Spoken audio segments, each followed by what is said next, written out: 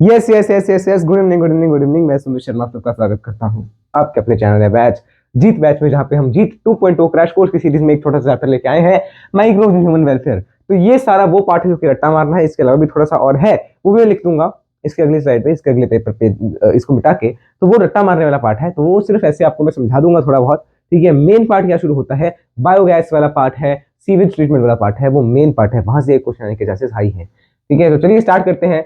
Microbes in human welfare. Microbes का मतलब आप सबको पता होगा, माइक्रोब्स यानी माइक्रो ऑर्गेनिज्म, जिसको आपने पढ़ चुके हैं कहाँ पे, एनिमल किंगडम में आपने पढ़ा था, सॉरी बायोलॉजिकल क्लासिफिकेशन में आपने इसको पढ़ा था, ठीक है। तो हाउस होल्ड में यानी अपने घर के कामों में हम माइक्रोब्स का यूज करते हैं। जैसे हम दही जमाते हैं, दही जमाने के लिए हम पुराना दही उसमें डालते हैं। पुराना दही क्यों डाला गया, क्योंकि पुराने दही में कुछ बैक्टीरिया है जिनका नाम है लैक्टिक एसिड बैक्टीरिया। वो किसमें डाला हमने, दूध में डाला, तो दूध में लैक्टिक एसिड बैक्टीरिया डाला तो कर्ड बना। बोला कर्ड खाएं कि दूध पिएं, तो कर्ड खाओ, क्योंकि कर्ड ज्यादा बेनिफिशियल है। क्यों, कर्ड में ज्यादा B12 विटामिन B12 ज्यादा है। कर्ड जो है चेक्स करता रहता है किस चीज की, डिजीज कॉजिंग ऑर्गेनिजम्स की, कहीं कोई अपनी बॉडी में डिजीज कॉजिंग ऑर्गेनिज्म तो नहीं है, ये दही का काम है। और साथ ही में आप ये भी लिख सकते हो कि कर्ड का डाइजेशन में भी एक रोल होता है। Next, bakers yeast. Bakers yeast का नाम है सेकेरोमाइसिस सर्विसी। इसी यीस्ट को हम बोलते हैं ब्रूअर्स यीस्ट। ये भी सेम है, ये भी सेम है। ब्रूअर्स यीस्ट या ये बेकर्स यीस्ट, इसको हम किस कारण यूज करते हैं, एक तो हम इसको यूज करते हैं बेकिंग के लिए। जैसे डोसा बनाना है, इडली बनाना है, इडली सांभर खाना है, तो इडली में वो पोर्स आएंगे, कार्बन डाइऑक्साइड जब बनती है तो वो पोर्स निकलते हैं ना छोटे छोटे, है ना, बिकॉज इडली ऐसे दबाओगे तो पोरस होती है। तो वो जो पोर्स बने हैं वो किस कारण से बने हैं, इस कारण से बने हैं। ये वहां पे कार्बन डाइऑक्साइड रिलीज करती है, जिसके कारण वो पोर्स बन जाते हैं। सिमिलरली इसका एक और काम लिखो, इसका काम इथेनॉल प्रोडक्शन भी है।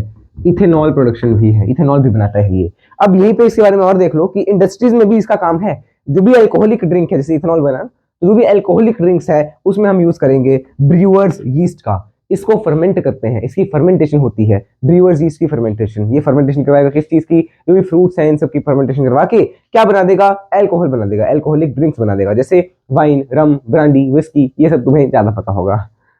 बोले तुम्हें क्या हम नशेली दिखते हैं, नहीं, ऐसे ही मजाक कर रहा हूँ। तो जो भी हमने इनसे बनाई है बिना डिस्टिलेशन के, दो तरह से ये हम बना सकते हैं अल्कोहलिक डिजीजेस नहीं, अल्कोहलिक ड्रिंक्स बिना डिस्टिलेशन के। तो जो बिना डिस्टिलेशन के बनाई है उनमें अल्कोहलिक कंपाउंड, अल्कोहलिक का जो कंटेंट है वो नियरली 13 से 14% तक ही रहता है, ज्यादा से ज्यादा। तो जैसे वाइन हो गया, बियर हो गया, इनमें अल्कोहलिक जो कंटेंट है वो 13 से 14% है। इसके अलावा कोई भी और आंसर आ जाए, कोई भी और ऑप्शन आ जाए, तो उनमें इनसे ज्यादा वाइन, इनसे ज्यादा अल्कोहलिक कंटेंट होता है। फिर एक आपको दिया है कि हाउस होल्ड में ही टॉडी एक जो है, क्या है, टॉडी एक ड्रिंक है, ट्रेडिशनल ड्रिंक है, साउथ इंडियन ड्रिंक है ट्रेडिशनल, और ये किससे बनाई जाती है, पाम सैप से बनाई जाती है। सिर्फ इतना दिया हुआ है। Next, Swiss cheese. Swiss cheese किससे बनाते हैं, Propioni shermanii bacterium. Propionibacterium shermanii, Propionibacterium shermanii से बनेगा। और ये कैसे बनेगा, जब ये बैक्टीरिया उसके अंदर क्या करेगा, कार्बन डाइऑक्साइड रिलीज करेगा, तो इस चीज के अंदर कई सारे होल्स बन जाएंगे, और वो होल्स बहुत बड़े बड़े होते हैं। तो जो आप टॉम एंड जेरी में चीज देखते हो वो स्विस चीज है, और वो किस बैक्टीरिया से बनता है, प्रोपियोनी बैक्टीरियम शर्मनी, ठीक है। तो लार्ज होल्स बन जाएंगे, किस कारण से, क्योंकि कार्बन डाइऑक्साइड वो बैक्टीरिया रिलीज कर रहा होगा। नेक्स्ट है रॉकफोर्ट चीज। रॉकफोर्ट चीज भी एक चीज ही है, नाम से पता चल रहा है। ये बनाने वाला, इसका भी बनाने वाला जो बैक्टीरिया है दैट इज बैक्टीरियम रॉकफोर्टी। तो मेरे ख्याल से आपको ये क्लियर है। ये इस बार सीबीएसई के पेपर में भी था, बट इस बार नहीं, पिछले साल था, और ये उसका ऑप्शन कोई भी ठीक नहीं था दिया हुआ, ठीक है। इंडस्ट्रीज में मैंने आपको बता दिया कि अल्कोहलिक ड्रिंक्स बनाने में हम माइक्रोब का यूज करते हैं। सेकेंडली, अब हम मेडिसिनल फील्ड में भी इनका यूज करते हैं। बोले मेडिसिनल फील्ड में कैसे यूज कर सकते हैं, हाँ कर सकते हैं। सबसे पहला जो है यूज इसका क्या है मेडिसिनल फील्ड में, कि हम इनसे एंटीबायोटिक्स बना सकते हैं। तो एंटीबायोटिक्स का प्रोडक्शन, पहली एंटीबायोटिक पेनिसिलिन किसने डिस्कवर की थी, अलेक्जेंडर फ्लेमिंग ने। फर्स्ट एंटीबायोटिक पेनिसिलिन थी। और एंटीबायोटिक का मतलब क्या है, एंटी माने अगेंस्ट, बायोटिक माने लाइफ, तो it is against the life. हमारी लाइफ के अगेंस्ट है नहीं, हमारी लाइफ को तो बचाता है। तो हमारे लिए, अगर हम ह्यूमंस के टर्म की बात करें, तो हमारे लिए it is pro life. But अगर मैं बात कर रहा हूँ बैक्टीरिया की, है ना, या जिस चीज को ये मार रहा है, बैक्टीरिया ही होता है ज्यादातर, तो उसके अगेंस्ट है ना, उस बैक्टीरिया को ये किल कर रहा है, तो उसके तो अगेंस्ट लाइफ हो गया, इसलिए हमने इसको नाम दिया है एंटीबायोटिक। नेक्स्ट, जो ये पेनिसिलिन है कैसे डिस्कवर हुई। एक दिन अलेक्जेंडर फ्लेमिंग ऐसे ही बैठे बैठे काम कर रहे थे किसी बैक्टीरिया पे जिसका नाम था स्टेफाइलोकोकस। स्टेफाइलोकोकस, कोकस से पता चलता है ये स्फेरिकल था। तो स्टेफाइलोकोकस पे काम कर रहे थे। ही ऑब्जर्व दैट इसके अंदर कुछ ग्रो कर रहा है, एक अनवॉश्ड कल्चर पड़ा हुआ था, रह गया होगा, तो उसके ऊपर कुछ ग्रो कर रहा था, और जो ग्रो कर रहा था उससे कुछ ना कुछ केमिकल रिलीज हो रहा था, और उस केमिकल से स्टेफिलोकोकस की ग्रोथ रुक रही थी। ठीक है, तो जो ग्रो कर रहा था वो एक्चुअल में एक मोल्ड था, वो एक्चुअल में एक मोल्ड था। ठीक है, और उसका नाम था पेनिसिलियम नोटेटम, और इसी नाम पे उन्होंने इसका नाम रख दिया पेनिसिलिन, पेनिसिलियम नोटेटम। मेरे ख्याल से आपको याद रखना है।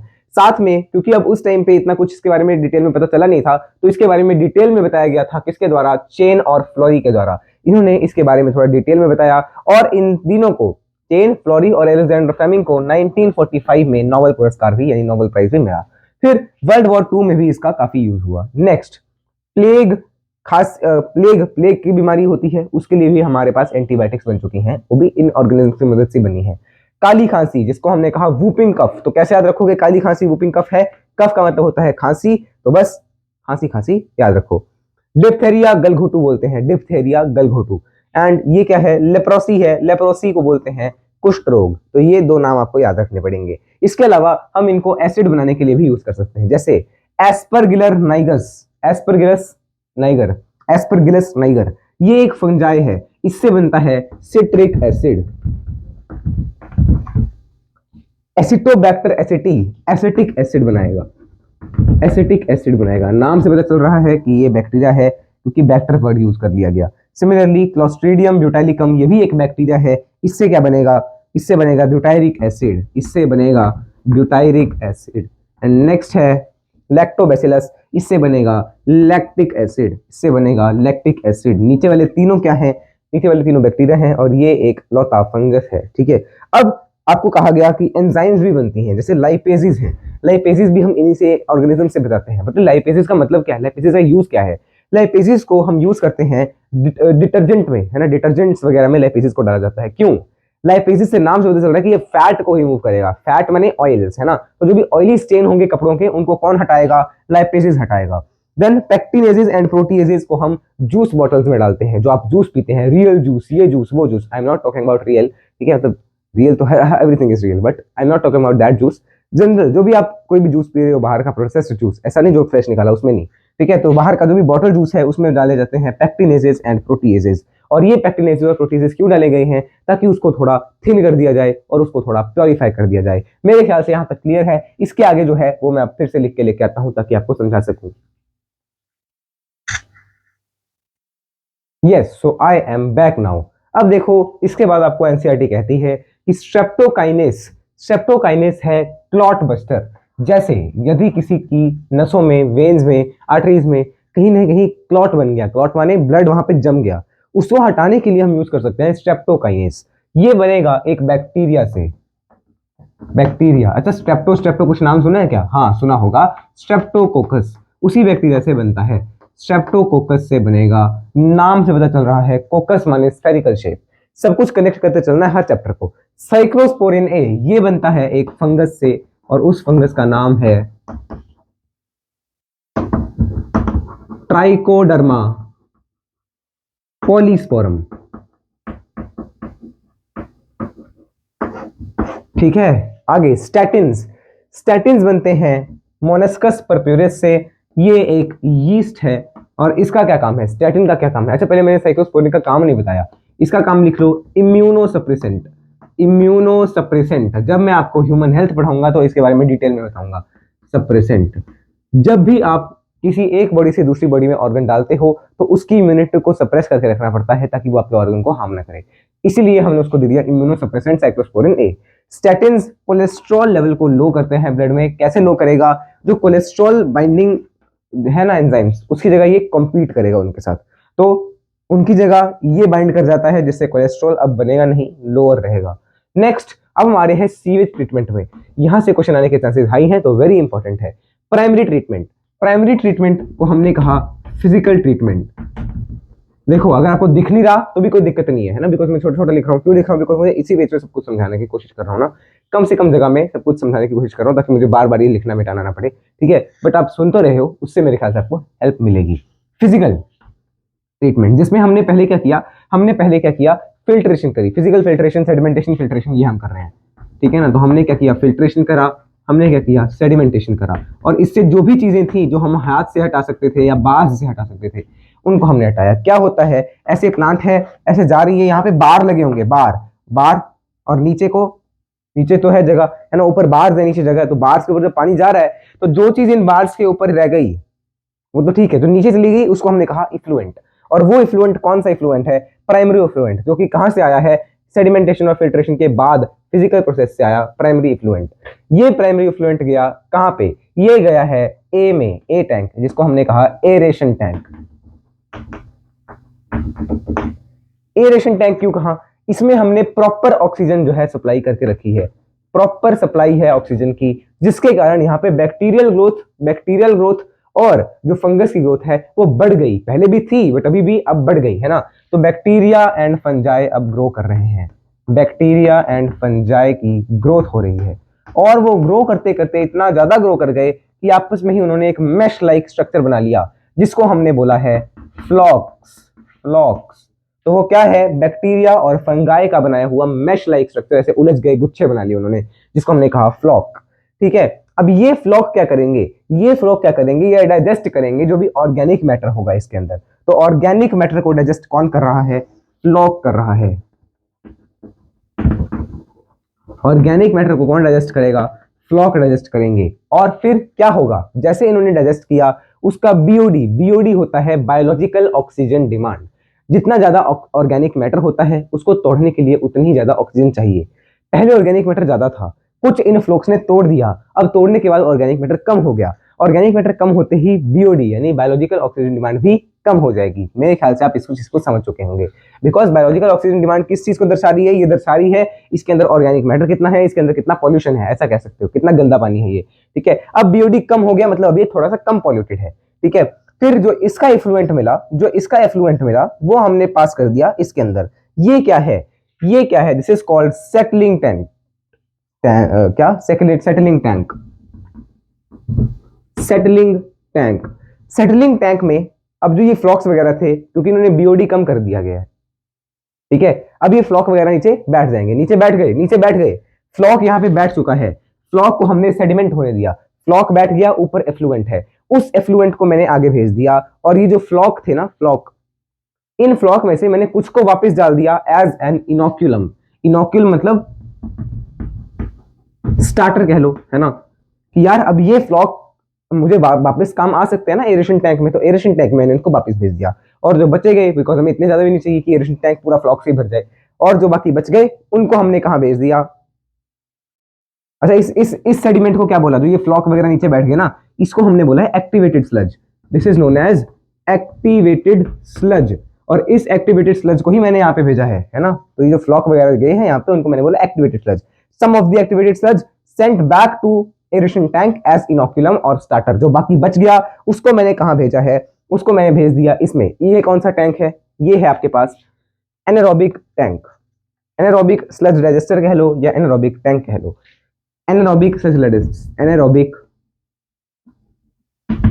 Sludge digester. बिकॉज अब इसके अंदर स्लज है, बाकी स्लज इसके अंदर चला गया होगा, अब उस स्लज को इसने डाइजेस्ट करना है। ठीक है, तो यहाँ पे कुछ एनारोबिक बैक्टीरिया प्रेजेंट होंगे जो कि उन फ्लॉक को खाएंगे, उन फ्लॉक के ऊपर फीड करेंगे, उस स्लज के ऊपर फीड करेंगे और कुछ गैसेस रिलीज करेंगे, जैसे carbon dioxide, hydrogen gas. Hydrogen है लिखा है कि H2S लिखा है, मेरे ख्याल से उन्होंने क्या लिखा है एनसीईआरटी में, मीथेन है एक तो, और दूसरी क्या लिखी है, हाइड्रोजन लिखा है या H2S लिखा है, एक बार मैं आपको चेक करके बता देता हूँ।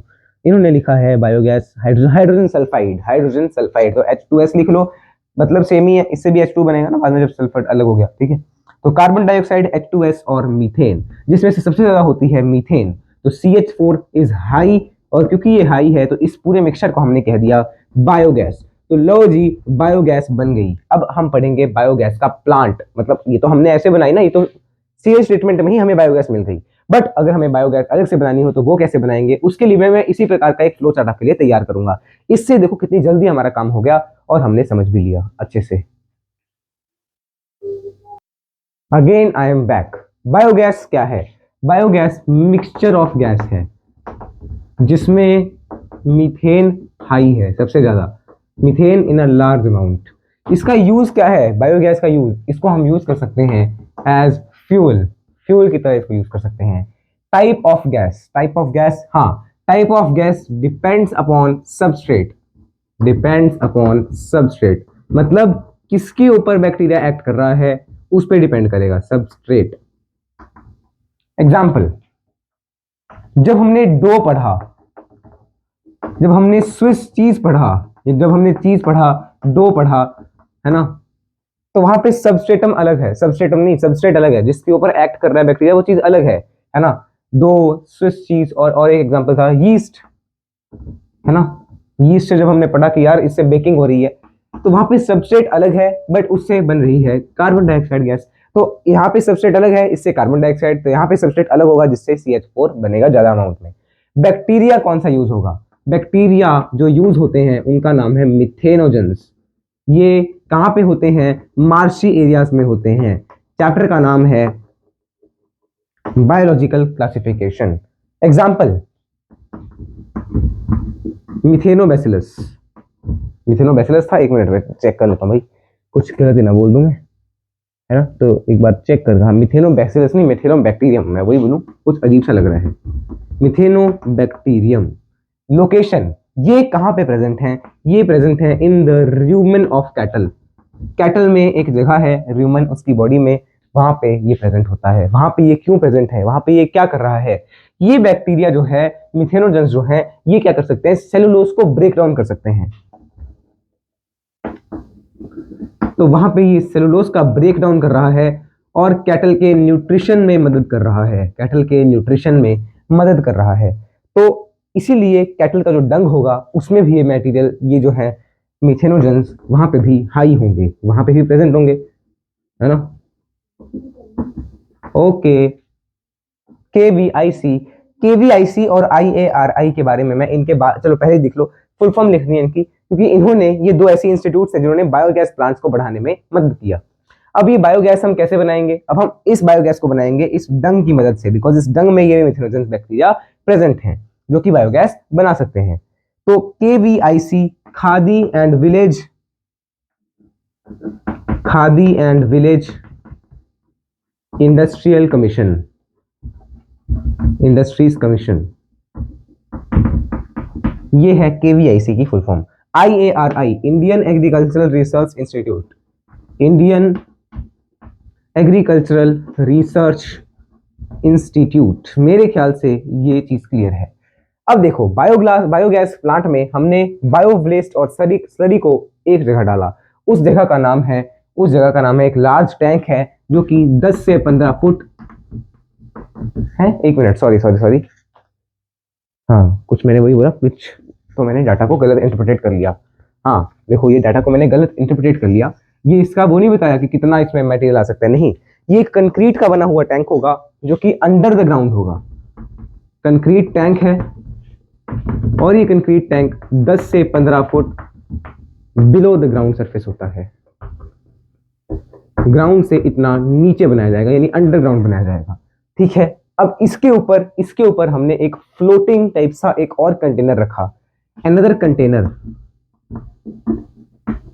कंटेनर, जिसको हमने बोला गैस कलेक्टर।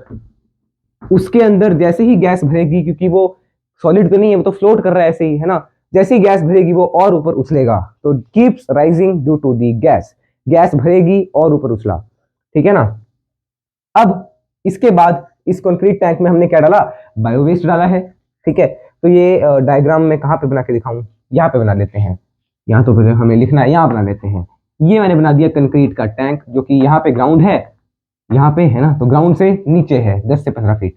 इसके अंदर एक आउटलेट, एक इनलेट से मैंने डाला गया, इनलेट, ये है इनलेट से मैंने डाला है क्या, इनलेट से मैंने डाला, इसके अंदर क्या प्रेजेंट है, स्लरी प्रेजेंट है और बायोवेस्ट प्रेजेंट है, जो कि यहाँ पे यहाँ जा रहा है इनलेट से, ठीक है। अब इसके अंदर, बिकॉज बायोवेस्ट के अंदर ये मिथेनोजेंस है, वो अपना काम करेंगे, अपने काम करने के बाद वो यहाँ पे एक वो जो ये वो वाला है, ये वाला है, ये गैस कलेक्टर है। इस गैस कलेक्टर में जैसे ही CH4, है ना, जैसे CH4H2, यहाँ पे H2 लिखा होगा इन्होंने, CH4H2 और CO2 बढ़ेगी, वैसे ही ये उछलता जाएगा, क्योंकि ये कैसा है, ये सॉलिड नहीं है, ये तो ऐसी जस्ट राइज द होलो है, ठीक है, और ये गैस उछलता जाएगा। अब स्लज थ्रू आउटलेट, जो बचा खुचा कूड़ा था उसको हमने निकाल दिया यहाँ पे, ये है आउटलेट, आउटलेट, ठीक है। यहाँ पे कलेक्ट कर लिया उस स्लज को, और इस स्लज का क्या काम, बिकॉज इसमें बायोडंग वगैरह है, ये सब प्रेजेंट है, तो इस स्लज को हम यूज कर सकते हैं एज फर्टिलाइजर, फर्टिलाइजर की तरह हम इसको यूज कर सकते हैं। नेक्स्ट गैसेज, जो ये गैसेज बनी ये क्या करेंगी, इनको हमने भेज दिया डायरेक्ट होम सप्लाई में, तो इनको हमने हाउस होल्ड सप्लाई के लिए भेज दिया, हाउस होल्ड सप्लाई के लिए भेज दिया एक गैस आउटलेट की तरह। गैस आउटलेट, यह गैस का आउटलेट जहां से ये घर घर तक जाएगी। वाई इन रूरल एरियाज, हमने रूरल एरियाज में ज्यादा ये टैंक देखे हैं, ऐसे क्यों, क्योंकि रूरल एरियाज में हमें काव डंग मिल जाता है, अवेलेबल है, अवेलेबल इजीली, ठीक है ना, तो इसलिए हमने इसको रूरल एरिया में डाला है। मेरे ख्याल से यहाँ तक का बायोगैस प्लांट भी आपको कंप्लीट हो गया। अब इसके बाद कुछ और आपको पढ़ना है, तो हम उसकी तरफ भी लिख लेते हैं। For the second last time we are again back. अब हम पढ़ेंगे माइक्रो ऑर्गेनिज्म का use as bio control agents. Bio control agents जो है ये नेचुरल मेथड है of controlling pests, natural method है ऑफ कंट्रोलिंग पेस्ट, मतलब हम नेचर की मदद से ही पेस्ट को कंट्रोल करेंगे। केमिकल्स हम यूज करते थे पहले हम केमिकल्स यूज करते थे जैसे इंसेक्टिसाइड्स, पेस्टिसाइड्स, ताकि हम इंसेक्ट को भगा सकें। बट अब हमने, बिकॉज इनके अंदर एक टॉक्सिन्स वगैरह होते हैं जो कि हमारे लिए तो हार्मफुल है ही है, बस ना केवल ह्यूमंस के लिए हार्मफुल बट प्लांट्स के लिए, जिस प्लांट में डाला गया उसको भी हार्म कर देगा, सॉइल के लिए हार्मफुल है ना, तो इन सब के लिए ये हार्मफुल है। इसीलिए हमने इसको अवॉइड किया और इसकी जगह हमने बनाए बायो कंट्रोल एजेंट्स जो कि नेचुरल प्रेडेशन पे बेस्ड हैं, नेचुरल प्रेडेशन पे बेस्ड हैं। बोले नेचुरल प्रेडेशन क्या है, समझ आएगा आपको पॉपुलेशन इंटरेक्शंस में। तो नेचुरल प्रेडेशन पे बेस्ड है, इसमें हम केमिकल्स की मदद लिए बिना हम क्या करेंगे, pests not fully eradicate, paste को हमने कंप्लीटली नहीं हटा दिया, उसकी कुछ पॉपुलेशन रखी है, फुल्ली इरेडिकेट नहीं किया, पूरी तरह से इसने पेस्ट को खत्म नहीं किया, क्योंकि कोई भी अगर प्रेडेटर है तो वो अपने प्रे को पूरी तरह खत्म नहीं करता, वो उसका कुछ अमाउंट तो रखेगा ही ताकि वो दोबारा रिप्रोड्यूस कर सके और उसके लिए और खाना बन सके, ठीक है। तो इसलिए pests are not fully eradicated but kept at manageable level, जितने मैनेज हो जाए उतने रखो, और ये ज्यादा बेटर अप्रोच है, ये ज्यादा बेटर अप्रोच है। इसके बाद एनसीईआरटी ने कुछ लाइंस वगैरह लिखी हुई हैं, वो आप एक बार खुद से रीड करना। अब हम आते हैं आगे, बीटल, इसके एग्जांपल देखो, beetle with red black marks, जिसका हमारे पास नाम है लेडी बर्ड। अरे लेडी बर्ड, लेडी बर्ड है, लेडी बग है, मेरे ख्याल से लेडी बर्ड है, जो कि किसको खाता है, इट ईट्स द एफिड्स, ये एफिड्स पे फीड करता है और उनकी पॉपुलेशन को कम करता है।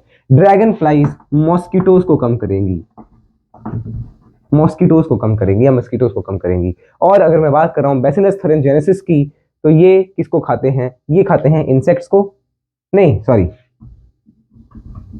बटरफ्लाई के लार्वी को, बटरफ्लाई के कैटरपिलर को, बटरफ्लाई के कैटरपिलर को खाएगा। और ये क्या लिखा है, and they are available as सैशेज, और अब तो इनके सैशे भी मिलने लगे हैं, किसके, बैसिलस थुरिनजेनेसिस के सैशे, जिनको आप स्प्रे करोगे किसके ऊपर, फ्रूट टॉल्स, फ्रूट ट्रीज एंड ब्रेसिकस पे, ताकि आपने इसमें पानी घोल के उसको स्प्रे कर दिया, अब इनके ऊपर इनको स्प्रे कर दिया। बैसिलस थुरिनजेनेसिस से हमने आरडीएनए से बीटी कॉटन, बीटी कॉर्न और भी कई सारे बीटी हमने बनाए हैं, इनके बारे में आप और डिटेल में पढ़ेंगे बायोटेक्नोलॉजी चैप्टर में। आगे ट्राइकोडर्मा, ट्राइकोडर्मा के बारे में बता रखा है कि ट्राइकोडर्मा भी ऐसा है, जैसे हमने बताया ट्राइकोडर्मा पॉलीस्पोरम, जो कि यूज कहाँ पे होता था, साइक्लोस्पोरिन ए में। ये भी एक फंगस है ना, ये भी क्या करती है, बायो कंट्रोल एजेंट की तरह काम करती है, डिटेल में नहीं बताया गया। बेकुलो वायरस के बारे में आपको थोड़ा अच्छे से जानना है। बेकुलो वायरस वो पैथोजन है जो कि किसको अटैक करेगा, इंसेक्ट को और आर्थ्रोपोड। बोले इंसेक्ट और आर्थ्रोपोड अलग होते हैं क्या, एनसीईआरटी कभी कुछ भी कह देती है। बेकुलो वायरसेस एक जीनस, कौन सी जीनस है इसकी, न्यूक्लियो पॉलीहेड्रोवायरस, न्यूक्लियो पॉलीहेड्रोवायरस, इस जीनस वाले जो बेकुलो वायरसेस हैं वो इन सबको खाते हैं। और ये जो बेकुलो वायरसेस हैं इनका क्या फायदा है कि ये और किसी चीज को अफेक्ट नहीं करेंगे, डू नॉट अफेक्ट एनीथिंग,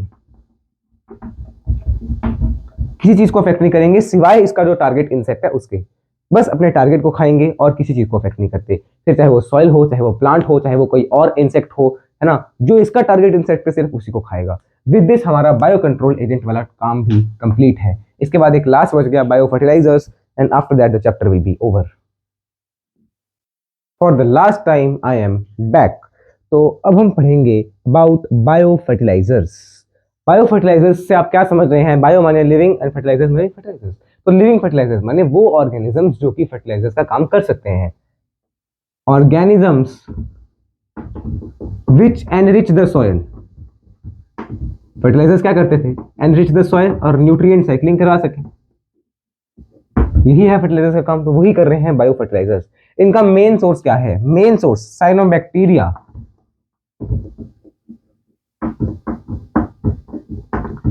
बाकी कोई और बैक्टीरिया हो सकता है और फंगस भी हो सकती है। राइजोबियम एक बैक्टीरिया है जो कि किसकी रूट्स पे मिलता है? लेग्यूमिनस प्लांट्स, लेग्यूमिनस प्लांट्स की रूट्स पे देखने को मिलता है और ये उनके साथ उलझा हुआ होता है। ये क्या कर सकता है? एटमॉस्फेरिक नाइट्रोजन को फिक्स कर सकता है। It can fix the atmospheric nitrogen into organic matter. उसको इसने ऑर्गेनिक नाइट्रेट्स में कन्वर्ट कर दिया है ना, और वो कौन यूज कर सकता है? This can be used by plants. Then free living bacteria, वो भी एटमॉस्फेरिक नाइट्रोजन को फिक्स कर सकते हैं। इसके एग्जांपल्स हो गए आपके पास एजोटोबैक्टर, एजोटोबैक्टर, एजोटोबैक्टर एंड एजोस्पिरिलियम,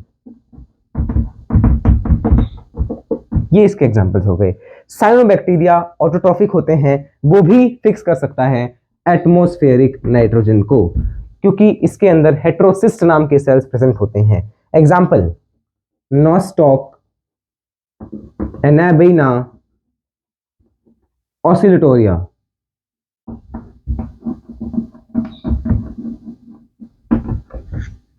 और साइनोबैक्टीरिया को हम पैडी फील्ड्स में बायो फर्टिलाइजर की तरह बड़े ज्यादा यूज करते हैं। Symbiotic association of fungi with plants, आपने पढ़ा है माइकोराइजा, इसको हम बोलते हैं माइकोराइजा, माइकोराइजा या माइकोराइजी कह लो, माइकोराइजा कह लो। जीनस ऑफ फंगाई, कौन सा जीनस बनाएगा फंगाई का? ग्लोमस जीनस है जो कि इसमें जो है होता है। अब फंगस कैसा है? माइकोबायोंट है। Fungus is the mycobiont part. क्योंकि फंगस ऑटोट्रॉफिक है तो वो खाना तो नहीं बना सकती, बट फंगस को क्या मिलेगा? फंगस को प्लांट से फूड मिलेगा, फूड मिल रहा है, शेल्टर मिल रहा है, और प्लांट्स को एब्जॉर्प्शन बेटर हो गई, एब्जॉर्प्शन बेटर हो गई। सेकेंडली इसको एडेप्टेशन मिल गई। कैसी एडेप्टेशन? ड्रॉट रेजिस्टेंट बन गए, ड्रॉट रेजिस्टेंट बन गए, फ्लड रेजिस्टेंट बन गए, है ना। तो ये सारी कुछ एडेप्टेशन आपको एनसीईआरटी में दे रखी है, इनको रीड कर लेना। विद दिस हमारा ये चैप्टर जो है यहीं तक था, आधे घंटे से पहले हमने इस चैप्टर को कंप्लीट कर लिया है। चलिए फिर मिलते हैं कल, तब तक के लिए जय श्री कृष्ण, राम राम, सीताराम, राधे श्याम, श्रीमन नारायण, राम राम भाई सारे हैं। जय माता दी।